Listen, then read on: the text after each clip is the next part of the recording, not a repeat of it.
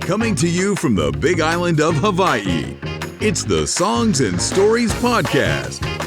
And now, here's your host, Steve Roby. Aloha, this is Steve Roby, backstage at the Kihei'lu Theater, and my guest today is Angel Prince, the director of the dance company Prince Dance Theater. Aloha. Aloha. It's so good to see you. It's been a while. It's been a while, yeah. So before we dive into Wild Things, which is premiering this weekend, 2 full days, Saturday and Sunday, at the Kihei'lu Theater, why don't you give me a little brief background on yourself and the Prince Dance Theater? Sure. Well, I have been dancing since I was 3 years old and always wanted to be on stage in some capacity, dancing, singing, acting, directing, choreographing. On stage, behind the scenes, didn't really matter as long as I was in showbiz. And I graduated from Hofstra University in New York with a degree in dance and psychology, and then moved to Hawaii. And I started Prince Dance Institute immediately upon moving here. We started with 2 students, which then grew to, at the height, right before the pandemic, we had 250 students. And we offer classes in all forms of dance and singing and acting. And then in 2008, I formed Prince Dance Theater, which we're now actually calling Prince Dance Company. Okay. And that is a nonprofit. And that is a professional level dance company that creates works for stage and site-specific locations. We also produce shows. So we are the producing organization for this show for Prince Dance Institute. And so the 2 organizations work well together, and we share volunteers and audience members, and it's a great way for our students at Prince Dance Institute to see what a professional company looks like, something to aspire to, and for some of them, they have danced with us. They started out as students in the school, and now they dance with the company professionally. All right. Where does your passion come from to do this? And I'm sure you have some goal in mind. To do anything on this level, on this island, is wonderful. To find the students that want to dance, that want to perform, where does your passion come from? I really like connecting with people, and I like to find the similarities between us. And sometimes that means showing the differences between us, the things that make us stand out, the things that are different, the things that are misunderstood, the stories that haven't been told. But really, at the heart of it, it's just to find the commonality and to delight and inspire and sometimes educate the audiences. I think that finding new ways to communicate is really interesting, and so that's what's exciting to me about creating shows, is that you're making these temporary worlds that people can step into, and they feel so much, hopefully, if we've done our job right, the full range of emotions, and then it just sparks new ideas. I mean, art has been such a gift in my life, and I delight in it, and I want other people to feel the same sort of spark that I feel. So. I'm so glad you do what you do. Thank you. Well, let's talk about Wild Things. I read the overview of it, but I would love to hear it in your words of how the concept came about, how long you've been working on it, and kind of just go from there. Yes. Sure. Well, this year we partnered with the Thelma Parker Library, and that inspired us to choose the book Where the Wild Things Are as our jumping off point. Everybody has read that book. It really touches a lot of people, resonates with them. And so it seemed like the perfect fit for this year and these children, these students, because it's a hero's journey.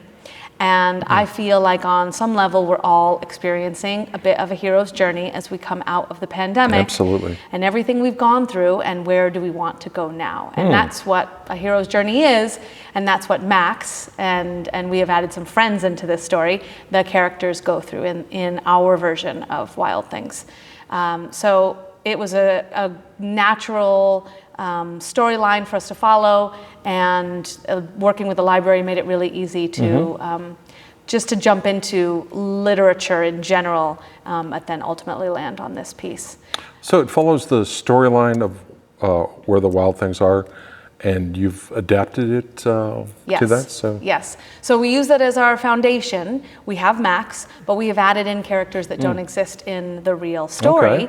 Okay. We made it our own because it's a dance musical. So while we do have Glee singing several songs, it's really a story told through dance and acting. And the story really lends itself to something for the stage because the story itself is only 12 pages long. You know, it's not that long when you really look at it as a book. There's a lot of space to fill. And so we added in characters like Max's friends and a queen of the island and lots of different monsters and characters that don't necessarily exist in the book, but feel like they could exist in the book. Yes. How fun. Yeah. Now you have over 100 performers? Yes, I think right now we're at 125. Yes. 125? Yes. Wow. How do you corral 125 people? I mean, they're not all on the stage at the same time, right? Or are they? At the curtain call they are in the end. Okay. What ages are they? Wild cats, right? It's like herding wild cats.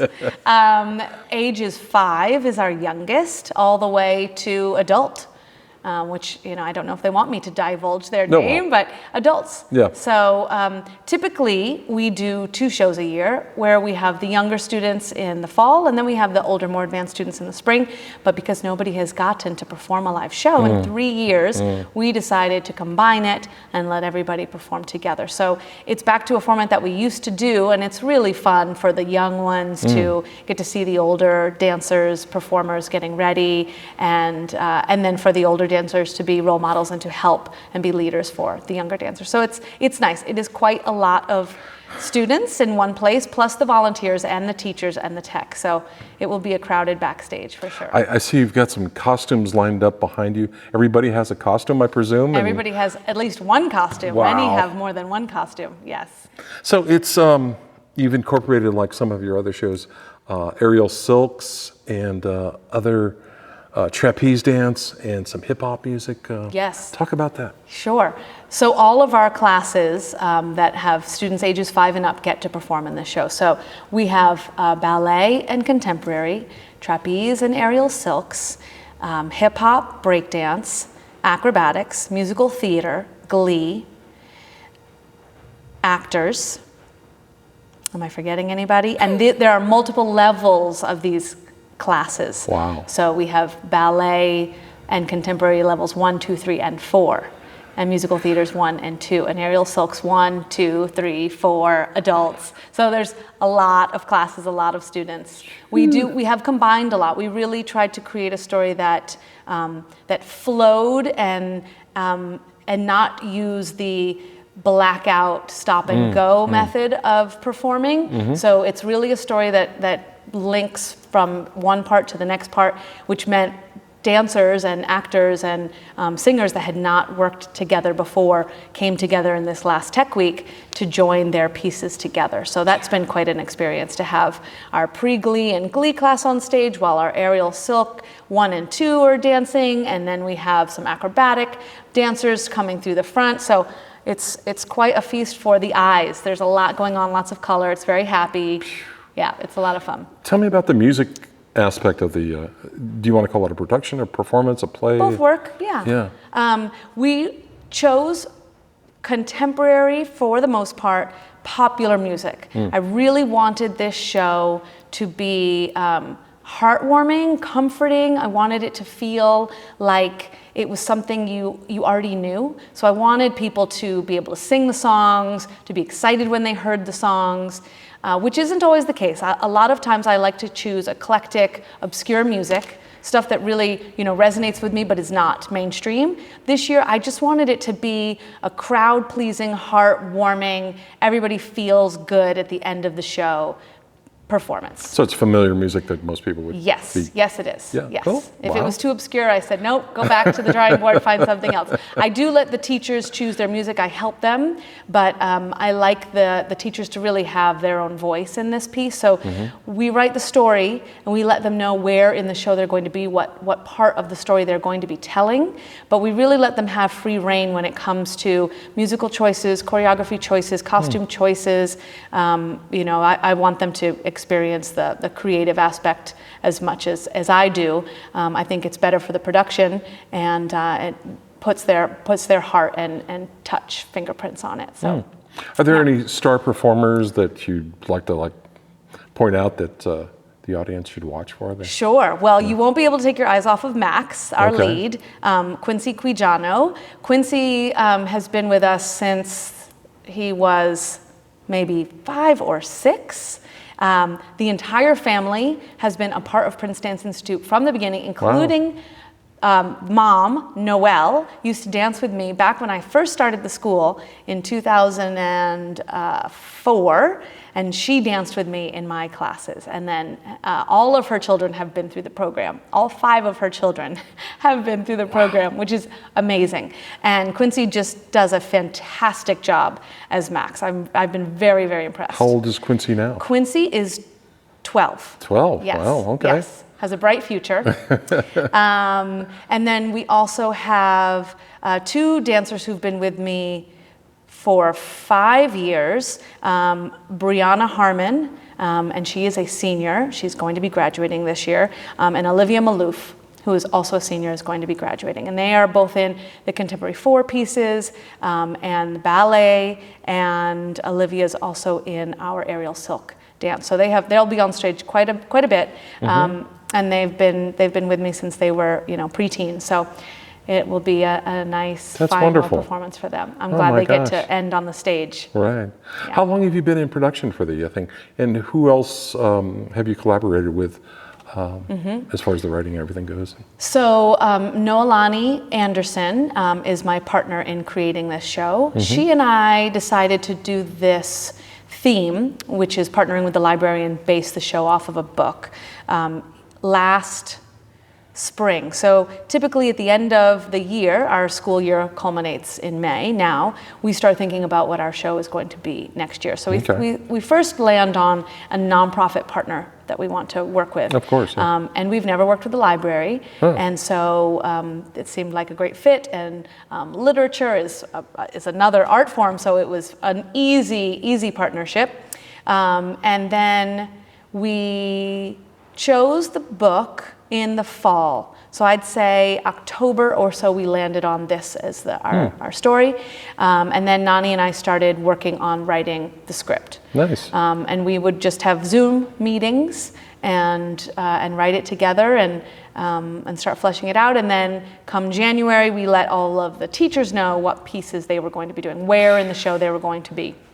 And Nani, meanwhile, started writing the script for her actors because she teaches the acting class. So she workshopped it with them, a lot of improv sessions, and then wrote the script, and then they started learning it. You're so busy. So busy, Steve. When do you sleep? I'm barely sleeping. Okay, my last question. What's next for you and your company? Got any ideas in mind? Yes. Well, the professional company, Prince Dance Company, has shows immediately following this one. We are doing 2 presentations down at Imiloa, the planetarium in Hilo. We are going to screen My Empty Body is Full of Stars, Oh, right. which was the production that we have been working on for the last 6 years, that we filmed on the Kahilu Theater stage last June and then presented it in December. So it's a 45-minute film about the creation of the universe. So it's cosmology that was written and developed with astronomers and engineers from the island of Hawaii. And so it's a beautiful piece of contemporary dance, and we will be streaming it on the Imiloa Dome. And accompanied by... I've seen that. That's beautiful. It's going to be amazing. Oh, my God. It's going to be amazing. Huge dancers, right? Do you have a date on that? Yes, I do. We're doing school shows next Tuesday, which is the 10th, I believe. And that's just for our local school children to come.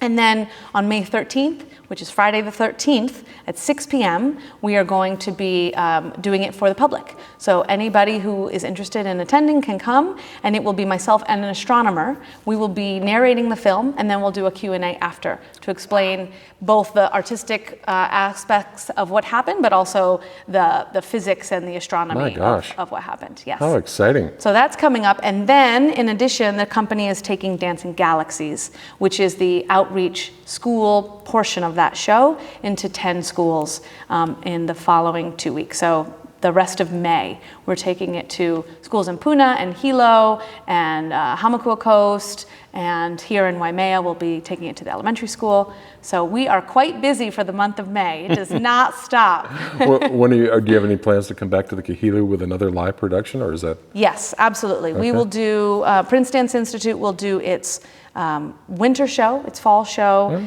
December, we do have a date, but I don't remember it right now, sometime in December. And then we will do another production in the spring as this one is happening. It will be a all new original work that we will start working on once this one is over. Yes. You're so busy. Oh my gosh. Can't stop, won't stop. Wow. I wish they were handed out awards for what you do, but geez. You're sweet. Yeah. Anything else you'd like to add before we go? I hope everybody can attend, and thanks for listening. All right. Angel Prince, thank you so much for your time today, and have a wonderful weekend full of wild things. Thank you, Steve. It's a pleasure to be here. Aloha. Aloha. Thanks for listening to the Songs and Stories podcast. Make sure you never miss a show by clicking the subscribe button now. This podcast is made possible by listeners like you. Thank you for your support. We'll see you next week on Songs and Stories. Aloha.